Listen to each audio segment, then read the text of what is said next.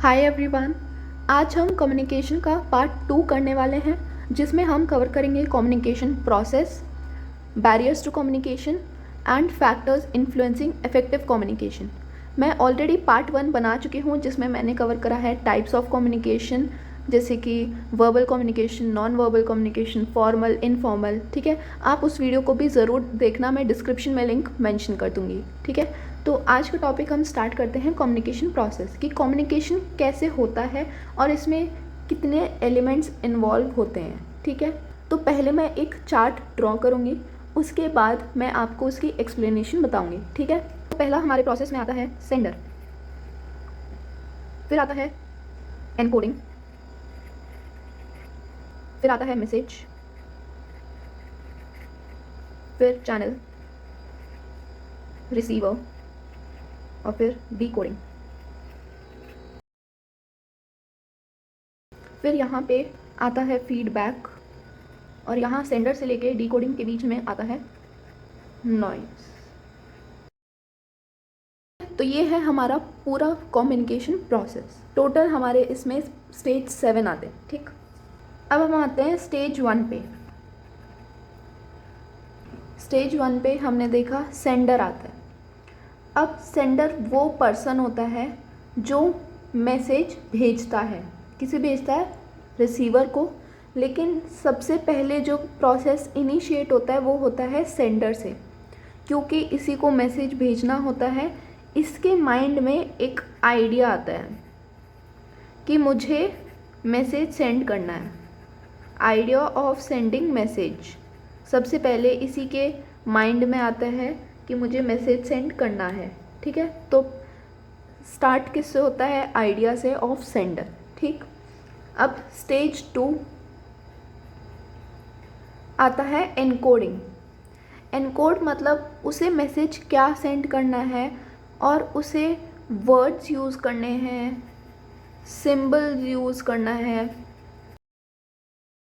इसे जो भी सेंड करना है वो सब इसमें आ जाता है। उसे वर्ड सेंड करना है, सिंबल्स यूज़ करना है, हो सकता है एक स्माइल ही हो सिर्फ, है ना। तो जो भी चीज़ें उसे सेंड करनी है वो उसको एक स्ट्रक्चर्ड वे में ऑर्गेनाइज कर लेता है। ठीक है, अब आती है स्टेज 3, दैट इज़ मैसेज। अब स्टेज 3 में क्या होता है? वो जो पूरा जो भी उसे वर्ड सिंबल भेजने थे वो पूरा ऑर्गेनाइज होना, ऑर्गेनाइज्ड वे में, स्ट्रक्चर्ड वे में फॉर्म जब वो ले लेता है तो वो एक मैसेज बन जाता है। जब हमें पता चल गया कि हमें ये मैसेज भेजना है, अब उसे पूरा कैसे भेजना है, उसको कैसे कन्वे करना है। फॉर एग्ज़ाम्पल, आप किसी को व्हाट्सएप पे कुछ चैट भेजनी है आपको, ठीक है, कुछ बताना है, तो पहले तो आपके माइंड में आइडिया आता है कि आपको क्या भेजना है ना। फिर आप उसको सोचते हो कि आपको क्या बताना है। आपको ये बताना है कि कल मैं वहाँ पे गया था, वहाँ मैंने ये सब देखा, आपको ये बताना है ना। वो वर्ड्स हो सकते हैं, सिंबल्स हो सकता है, कुछ भी हो सकता है। फिर उसको जब आप ऑर्गेनाइज़ कर लेते हो कि मेरे को स्टार्टिंग कहाँ से करनी है, कि मैं कल गया था वहाँ पे, उससे करनी है, या आप डायरेक्ट इंसिडेंट बताओगे, जो भी उसको आप स्ट्रक्चर दोगे, उसको ऑर्गेनाइज़ करोगे उस पूरे को। जैसे आपको, या फिर आपको गुड इवनिंग से स्टार्ट करना है मैसेज, ठीक है, या फिर ग्रीटिंग, कुछ और ग्रीटिंग से स्टार्ट करना है, फिर आपको इंसिडेंट बताना है। जो भी वो ऑर्गेनाइज जैसे भी आप करना चाहते हो, वो जब आप पूरा ऑर्गेनाइज कर लोगे तब वो क्या बन जाएगा? तब वो पूरा एक मैसेज बन जाएगा। ठीक है, और वो फाइनल फॉर्म होगा जो भी आप इंफॉर्मेशन सेंडर को भेजना रिसीवर को भेजना चाहते हो। ठीक है, फिर आता है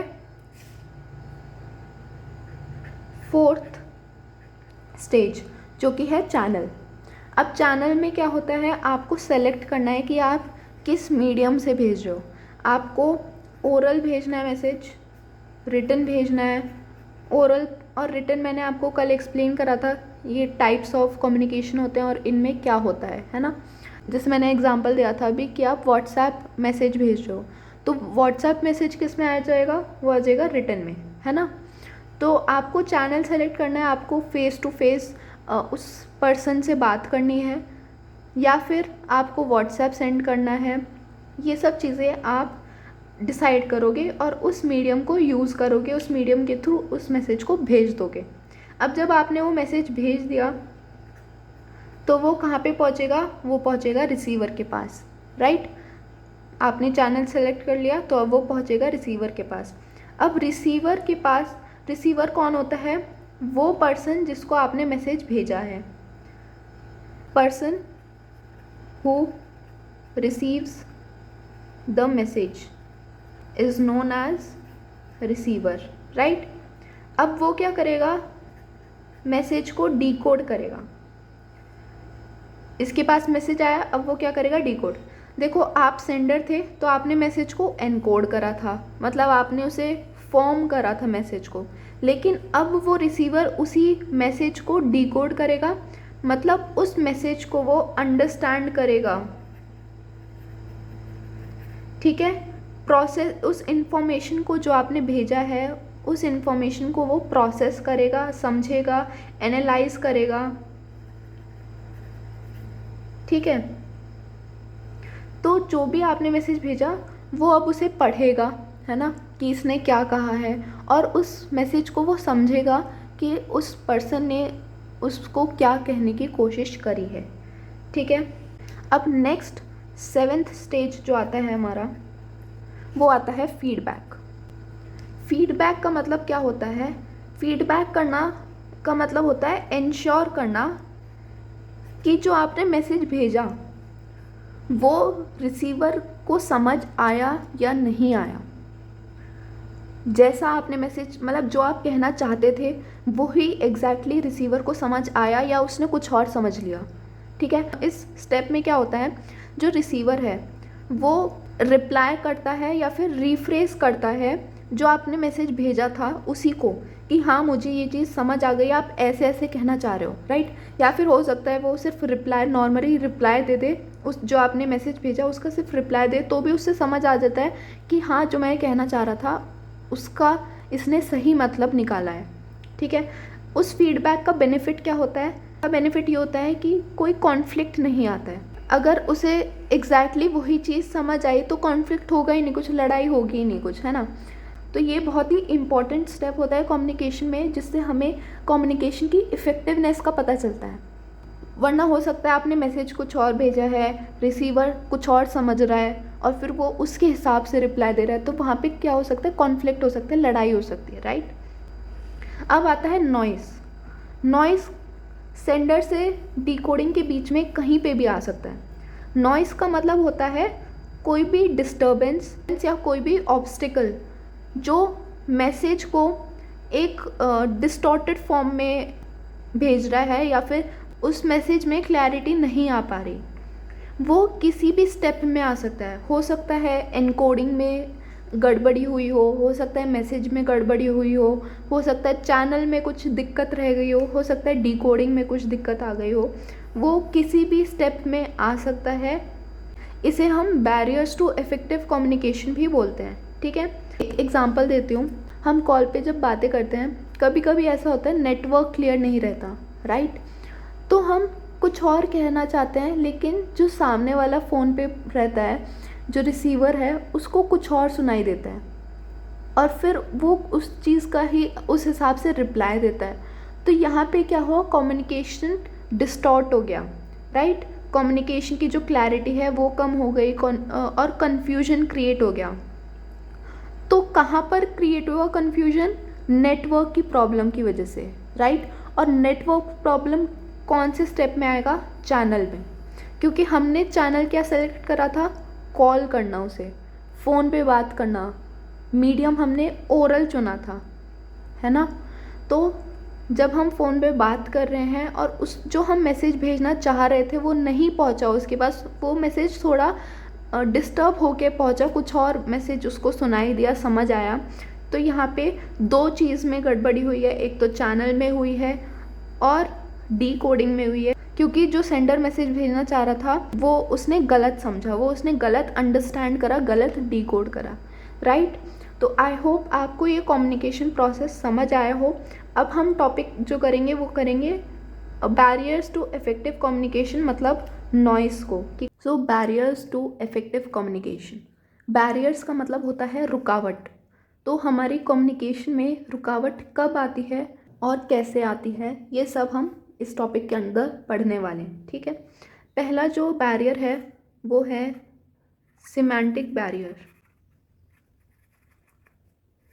सिमेंटिक बैरियर को हम लैंग्वेज बैरियर भी बोलते हैं, also known as language barrier.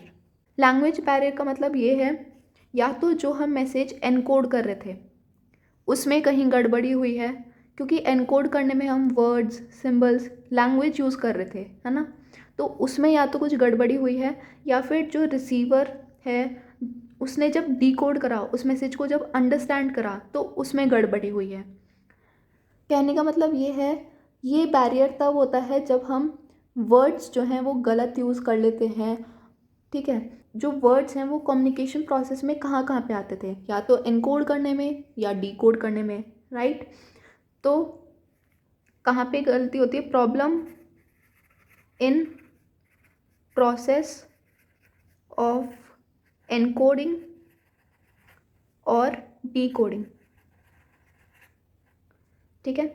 Encoding में गड़बड़ी कैसे हो सकती है? एनकोडिंग में तब गड़बड़ी होती है जब हम कहना कुछ और चाहते हैं लेकिन कह कुछ और जाते हैं। ये तो बड़ी दिक्कत वाली बात हो गई, है ना। ये मेरे साथ बहुत होता है ऐसा, मैं कहना कुछ और चाहती हूँ लेकिन कभी कभी कह कुछ और जाती हूँ, या फिर कुछ वर्ड्स कुछ और यूज़ कर लेती हूँ, ठीक है। तो या तो ऐसा हो, या फिर डिकोडिंग में कब दिक्कत हो सकती है, जब आपको मैसेज कुछ और भेजा गया है और आप समझ कुछ और लेते हो, ठीक है।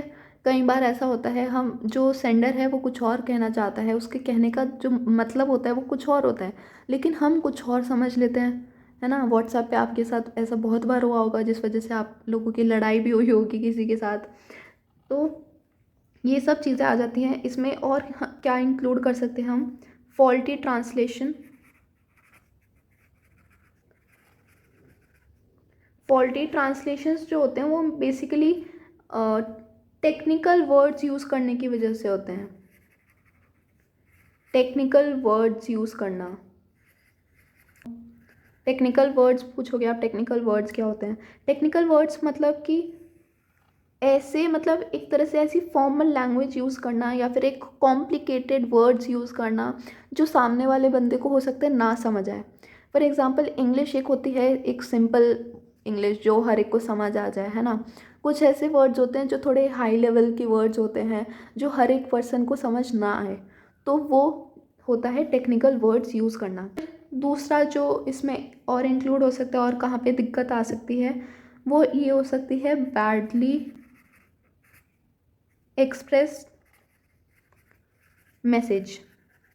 मतलब जो हमारे कहने का तरीका था वो गलत था, हमें अच्छे से अपने मैसेज को समझाना चाहिए था, अपनी बातों को समझाना चाहिए था, लेकिन हम वो नहीं कर पाए। यही सब चीज़ें इसमें इंक्लूड होती हैं। इसमें सेमेंटिक बैरियर में कहने का मतलब ये है, जितनी भी लैंग्वेज से चीज़ें होती हैं उसमें जो भी गड़बड़ी होती हैं वो इस सेमेंटिक बैरियर के अंदर आ जाती हैं। वो एनकोडिंग में प्रॉब्लम हो सकती है, डिकोडिंग में प्रॉब्लम हो सकती है, और एनकोडिंग और डिकोडिंग में कैसे हो सकती है वो मैंने आपको बता दिया, ठीक है। So next is psychological barrier. Psychological barrier also plays an important role in effective communication. Psychological barrier का मतलब होता है state of mind of sender और receiver. Psychologically state of mind मतलब कि बहुत बार ऐसा होता है, हम डरे हुए होते हैं या फिर हो सकता है हम गुस्से में हैं, तो उस वजह से हमारी कम्युनिकेशन में बहुत फ़र्क आता है। फॉर एग्ज़ाम्पल, आप बहुत डरे हुए हो, राइट, और आप किसी अपने दोस्त को कुछ कन्वे करना चाहते हो उस टाइम पे। मैं एक एग्ज़ाम्पल ले रही हूँ, आपने किसी घोस्ट को देख लिया, ठीक है, जैसे मूवीज़ वगैरह में होता है, और आप उस टाइम बहुत ज़्यादा डरे हुए हो, और उसी टाइम पे आप उस अपने फ्रेंड को बताना चाहते हो कि मैंने घोस्ट देखा, उसने ऐसे किया, राइट, और इस वजह से मैं डर गया। तो आप जब उस मैसेज को कन्वे करना चाहते हो तो आप उसको प्रॉपरली कन्वे नहीं कर पाओगे, आप बैबल करोगे, राइट। तो इस वजह से जो रिसीवर है वो ढंग से मैसेज को समझ ही नहीं पाएगा, क्योंकि आपने मैसेज कन्वे ही ढंग से नहीं किया, है ना। नेक्स्ट जो सिचुएशन हो सकती है वो हो सकती है रिसीवर। के टाइम पे। कैसे? फॉर एग्ज़ाम्पल जो रिसीवर है वो एग्रेसिव है इस टाइम, मतलब उसे किसी बात का गुस्सा आ रहा है, हो सकता है उसके साथ कुछ बुरा हुआ हो सकता है उसके पेरेंट्स ने उसे कह दिया, हो सकता है उसके हो सकता है कुछ भी पूरे दिन में उसके साथ कुछ बुरा हुआ हो। अब आप अपने दोस्त के पास जा रहे हो, आप सेंडर हो, ठीक है, आप अपने दोस्त के पास गए हो और आपको नहीं पता वो गुस्से में है क्या है, ठीक है, और आपने उसके साथ कुछ, आपने उसको कुछ मजाक में कह दिया। अब आप तो कह रहे थे मजाक में, लेकिन वो तो बैठा था गुस्से में, जो आपको नहीं पता था। अब क्योंकि वो गुस्से में बैठा था तो अब उसे तो उस मजाक का बुरा लग जाएगा ना ऑब्वियसली। तो अब उसको उस बात का लग गया बुरा, क्योंकि उसे लगा कि आप सीरियसली बोल रहे हो, उसे नहीं पता था कि आप मजाक कर रहे हो, क्योंकि वो पहले से ही गुस्से में था, उसका जो स्टेट ऑफ माइंड था वो एग्रेसिवनेस था। तो उस गुस्से की वजह से उसको आपके ऊपर आ गया गुस्सा, अब उसने भी आपको ठोक दिया। तो यहाँ पे क्या हुआ, जो साइकोलॉजिकल बैरियर आया इफेक्टिव कम्युनिकेशन के बीच में। ये सिर्फ मैंने एग्जांपल दिए थे, अब हम पढ़ेंगे इसमें क्या क्या इंक्लूड होते हैं, ठीक है। तो बेसिकली इसमें जो स्टेट ऑफ माइंड है उसकी वजह से मिसअंडरस्टैंडिंग होती है, ठीक है, मिसअंडरस्टैंडिंग। अब वो और किस तरह से हो सकती है, एक हो सकती है लैक ऑफ अटेंशन, ठीक है, हो सकता है हम अपने दोस्त से कुछ कह रहे हैं लेकिन वो उस टाइम कुछ और ही काम करने में बिजी है, या वो उस चीज़ पे ध्यान नहीं दे रहा जो हम कहना चाह रहे हैं। तो ऐसे में क्या हो सकता है, तो जो हो सकता है मैसेज है वो उसके पास, मतलब वो अच्छे से अंडरस्टैंड ना कर पाए उस मैसेज को, ठीक है, मिसअंडरस्टैंडिंग हो सकती है। दूसरा है डिस्ट्रस्ट, आपके और आपके दोस्त में लड़ाई हो रखी है बहुत पहले से, 1-2 महीने पहले से, है ना। तो अगर आप उसको कुछ कहना चाहोगे ना, क्लैरिफिकेशन कुछ भी देना चाहोगे, तो उसको भरोसा नहीं होगा, बिकॉज आप उसको आप पे पहले भी भरोसा नहीं था, मतलब पहले भी आपका जो रिलेशनशिप है वो पहले से ही डिस्ट्रस्ट पे चल रहा है, आपको एक दूसरे पे ट्रस्ट नहीं है, तो जो भी आप कहोगे वो इस पर्सन को ट्रस्ट नहीं होगा। तो ये भी एक साइकोलॉजिकल बैरियर में आ जाता है, डिस्ट्रस्ट। इस वजह से भी हमारी कम्युनिकेशन जो है वो इफेक्टिव नहीं हो पाती, क्योंकि हमें सामने वाले पे ट्रस्ट नहीं है, तो हमें ऐसा लगता है जो ये बंदा कहना चाह रहा है ऐसा है ही नहीं। नेक्स्ट जो आता है वो है प्री मैच्योर इवैल्यूएशन। ये भी बहुत बार होता है हमारे साथ। ऐसा होता है कि हम किसी से कुछ कहना चाहते हैं या फिर कोई हमसे कुछ कहना चाह रहा है, और हम क्या कर लेते हैं, जब तक उसका सेंटेंस कंप्लीट ही नहीं होता हम पहले ही सोच लेते हैं कि ये कहना चाह रहा है, जिसकी वजह से बड़ी दिक्कत हो जाती है। ऐसा होता है ना, वो कुछ कह जा रहा है और हम पहले ही समझ लेते हैं कि अच्छा तो ये कहना चाह रहा है ना, तो उस वजह से भी दिक्कत हो जाती है। थर्ड जो आता है वो है पर्सनल बैरियर। पर्सनल बैरियर भी या तो सेंडर की तरफ से भी हो सकता है या फिर रिसीवर की तरफ से भी। पर्सनल बैरियर में क्या आता है, उस पर्सन से रिलेटेड उस पर्सन में कुछ कमी है या वो पर्सन ढंग से नहीं बता पा रहा है। इसमें क्या आता है, लैक ऑफ कॉन्फिडेंस। जो सेंडर है हो सकता है उसके अंदर इतना कॉन्फिडेंस नहीं अपनी बात को ढंग से रखने के लिए, अपनी बात को वो अच्छी तरह से नहीं रख पा रहा है, तो गड़बड़ हो सकती है। फिर आता है अनविलिंगनेस टू कम्युनिकेट। हो सकता है हम कुछ कहना चाहते हैं लेकिन जो हमारे सामने वाला जो रिसीवर है जिससे हम बताना चाह रहे हैं वो सुनना ही नहीं चाहता है, ठीक है। बहुत बार ऐसा होता है आपके पेरेंट्स आपको लेक्चर सुनाते हैं, है ना, बहुत कुछ बोलना चाहते हैं बट आप सुनना ही नहीं चाहते। अनविलिंगनेस टू कम्युनिकेट, मेरी मम्मी तो ऐसी होती है, बहुत ज़्यादा लेक्चर दे रही होती हैं मतलब बहुत देर तक सुना रही होती है और मैं सुनना ही नहीं चाहती हूँ, तो वो क्या है, अनविलिंगनेस टू कम्युनिकेट, ठीक है। फिर है लिमिटेड एबिलिटी। लिमिटेड एबिलिटी मतलब या तो जो पर्सन है वो डेफ है या फिर डम्ब है, हो सकता है वो सुन नहीं सकता है या फिर बोल नहीं सकता है, तो ये एक बहुत बड़ी प्रॉब्लम हो जाती है, ठीक है। फिर है डिफरेंस इन ओपिनियन। जब हमारे ओपिनियंस मैच नहीं करते, हमारी जो सोच है वो मैच नहीं करती, तो बहुत ज़्यादा लड़ाई होने के चांसेस हो जाते हैं और कम्युनिकेशन जो है वो प्रॉपर नहीं हो पाती है, ठीक है। ये सब आ जाते हैं हमारे पर्सनल बैरियर्स में, ये भी बहुत इंपॉर्टेंट बैरियर्स हैं। ये सारे जो भी बैरियर्स हैं वो आप अपने डे टू डे लाइफ से कनेक्ट कर सकते हो, आई होप। नेक्स्ट जो बैरियर है वो है कल्चरल बैरियर। ये कब होते हैं? जब लैक ऑफ सिमिलैरिटी होती है, lack of similarity between different cultures. कुछ चीज़ एक ही कल्चर में अच्छी मानी जा सकती है और वही चीज़, सेम चीज़ एक दूसरे कल्चर में हो सकता है वो चीज़ अच्छी ना मानी जाती हो। मैं यहाँ पे बता देती हूँ कैसे। A term can be harmless in one culture and can be regarded as rude in another. हो सकता है एक कल्चर में एक ही चीज़ को हार्मलेस माना जा रहा है और दूसरे कल्चर में उसी सेम चीज़ को रूड माना जा रहा है। इसका एग्जांपल देती हूँ मैं। हैंडशेक। इंडिया में जब आप किसी से मिलते हो तो आप सबसे पहले क्या करते हो? हैंडशेक करते हो। हैंडशेक को यहाँ पे अप्रोप्रिएट माना जाता है इंडिया में, ठीक है। आप चाहे कोई फॉर्मल मीटिंग में जा रहे हो, चाहे आप इनफॉर्मल मीटिंग में हो, तो आप हैंडशेक कर लेते हो नॉर्मली, कुछ उसमें बुराई नहीं होती। इनफैक्ट एक तरह से ग्रीट देते हो आप एक दूसरे को, राइट। लेकिन जापान में हैंडशेक को इनअप्रोप्रिएट माना जाता है, बिकॉज वहाँ पे जब कोई एक दूसरे से मिलता है, स्पेशली फॉर्मल सेटिंग में, तो आप एक दूसरे को एक बाव देते हो, थोड़ा सा झुक के, है ना, सर झुका के बाव देते हो। तो वहाँ पे जो हैंडशेक है वो इनअप्रोप्रिएट माना जाता है। तो यहाँ पे हुआ ना कल्चर का डिफरेंस, है ना। तो आप एक ही जगह हैंडशेक अच्छा माना जा रहा है और दूसरी ही जगह हैंडशेक को मतलब इतना अप्रोप्रिएट नहीं माना जा रहा। तो हो सकता है वो आपको वहाँ पे आप हैंडशेक जाके करो तो हो सकता है वहाँ पे रूड लगे लोगों को, राइट। तो वो एक इफेक्टिव कम्युनिकेशन में बैरियर आ जाता है, रुकावट आ जाती है, सामने वाला आपको हो सकता है गलत समझे, ठीक है। लास्ट जो है हमारा वो है फिजिकल बैरियर। फिजिकल बैरियर्स में मोस्टली आता है चैनल में, चैनल या फिर मीडियम जो आप सेलेक्ट कर रहे हो मैसेज भेजने का, उसमें आता है दिक्कत, ठीक है। जो हमने शायद 4th स्टेप था चैनल, है ना, जो हमने प्रोसेस पढ़ा था उसमें शायद 4th स्टेप था चैनल या मीडियम। तो उसमें दिक्कत जब आती है तो आपका फिजिकल बैरियर आता है। अब उसमें कैसे दिक्कत आती है, जैसे मैंने आपको एग्जांपल दिया था, आप अगर किसी से फ़ोन पे बात कर रहे हो तो नेटवर्क इशू है, राइट। तो वो नेटवर्क इशू किस में आ गया? फिजिकल बैरियर में आ गया, ठीक है। नॉइज़ होना, बाहर से बहुत ज़्यादा नॉइज़ हो रही है, आप ढंग से सुन नहीं पा रहे हो किसी का मैसेज, ठीक है। क्लोज्ड डोर है, ठीक है। कोई आपको बाहर से कुछ कहना चाह रहा है ज़ोर से चिल्ला के, लेकिन आप कुछ समझ नहीं पा रहे हो या फिर आप कुछ गलत समझ रहे हो।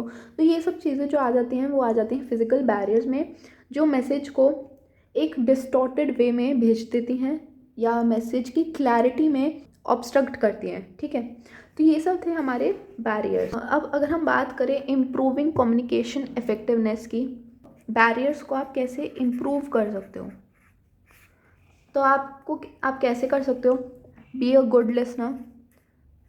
आप सेंडर की बातें अच्छे से सुनो, वो क्या कहना चाह रहा है, उसके क्या कहने का मतलब है। फिर है उसे आप फीडबैक दो, जो हमने 7th स्टेप पढ़ा था कम्युनिकेशन प्रोसेस में, कि जो सेंडर कहना चाह रहा है आप उसी को वापस रीफ्रेज करो कि क्या आप ये कहना चाह रहे हो। तो फीडबैक दो उसे प्रॉपर, ठीक है। फिर है अवॉइड यूजिंग टेक्निकल वर्ड्स, मतलब आप सिंपल शब्द में अपने जो मैसेज है उसे कहने की कोशिश करो, ठीक है। ये सब चीज़ें हैं, कुछ चीज़ें हैं जिससे आप अपनी कम्युनिकेशन को इम्प्रूव कर सकते हो। और ये भी है, clarify the idea before communicating. मतलब जो आपको मैसेज भेजना है उसको आप पहले खुद ही अच्छे से ऑर्गेनाइज कर लो, रिफ्रेश कर लो कि आप एग्जैक्टली क्या कहना चाह रहे हो और जो आप कहना चाह रहे हो वो सही है या नहीं। कहते हैं ना, एक चीज़ को बोलने से पहले 10 बार सोचना चाहिए। तो वही चीज़ है, आप एक बार खुद माइंड में सोच लो आपको ये चीज़ भेजनी है या नहीं भेजनी है, ठीक है। ये सब कुछ चीज़ें हैं जिससे आप अपनी कम्युनिकेशन को इम्प्रूव कर सकते हो और आप इसे अपनी डेली लाइफ में प्रैक्टिकली भी आप इसको इम्प्लाई कर सकते हो। सिर्फ आपको पढ़ने के लिए नहीं है ये सब चीज़ें, आपको प्रैक्टिकली भी इन सब चीज़ों को इम्प्लाई करना चाहिए, ठीक है। तो इस तरह से हम अपनी कम्युनिकेशन को इम्प्रूव कर सकते हैं हम। अच्छा, फिज़िकल बैरियर में एक और चीज़ आती है, I forgot to mention about it, वो है पास्ट एक्सपीरियंस। बहुत बार ऐसा होता है हमारे साथ, नेगेटिव पास्ट एक्सपीरियंस होते हैं एक पर्टिकुलर चीज़ को लेके, तो बाद में हम उसी पास्ट एक्सपीरियंस को लेके बैठ जाते हैं, उस वजह से हमारी कम्युनिकेशन पे भी बहुत फ़र्क पड़ जाता है। And one more thing is prejudice and stereotype. हम बहुत बार किसी पर्सन को लेके या किसी एक ग्रुप को लेके हम स्टीरियोटाइप क्रिएट कर लेते हैं कि ये लोग तो ऐसे ही होते हैं, है ना। गलत धारणाएं जो होती हैं हमारी, ठीक है, गलत माइंडसेट जो होता है हमारा, प्रेजुडिस, हम किसी एक पर्टिकुलर पर्सन को लेके समझ लेते हैं कि ये तो ऐसे ही काम करते हैं, ये तो ऐसे ही होते हैं। तो जब हमारे प्रेजुडिस और स्टीरियोटाइप बहुत ज़्यादा स्ट्रॉन्ग होते हैं, तब वो हमारी कम्युनिकेशन में इफ़ेक्ट करने लग जाते हैं। फॉर एग्ज़ाम्पल, हम किसी पर्टिकुलर कास्ट को लेके, रिलीजन को लेके बहुत बार हम स्टीरियोटाइप बना कर रखते हैं, जो कि अच्छी बात नहीं होती है, और वो हमारी कम्युनिकेशन में भी बहुत ज़्यादा इफ़ेक्ट लाती है, ठीक है। फॉर एग्ज़ाम्पल, हमें किसी कल्चर को लेके, किसी कास्ट को लेके कुछ गलत बिलीव्स हमारे माइंड में बैठे हुए हैं, तो वो कास्ट वाले चाहे कुछ भी कहना चाहें, हम उनकी बातों पे भरोसा नहीं करेंगे, ठीक है, क्योंकि हमारे माइंड में उनके लिए एक नेगेटिव इमेज बनी हुई है ऑलरेडी। हमारे माइंड में ऑलरेडी उनको लेके एक स्टीरियोटाइप या फिर प्रेजुडिस है, ठीक है। तो हमारे यहाँ पे कम्युनिकेशन प्रोसेस और बैरियर्स टू इफेक्टिव कम्युनिकेशन यहीं पे ख़त्म होता है। आई होप आपको ये सब समझ आया हो। अगर समझ आया हो then hit the like button and do subscribe to my channel for more related videos and press the bell icon too, जिससे आपको नोटिफिकेशन मिल जाए जब भी मैं कोई नई वीडियो अपलोड करूँ। And thank you for watching.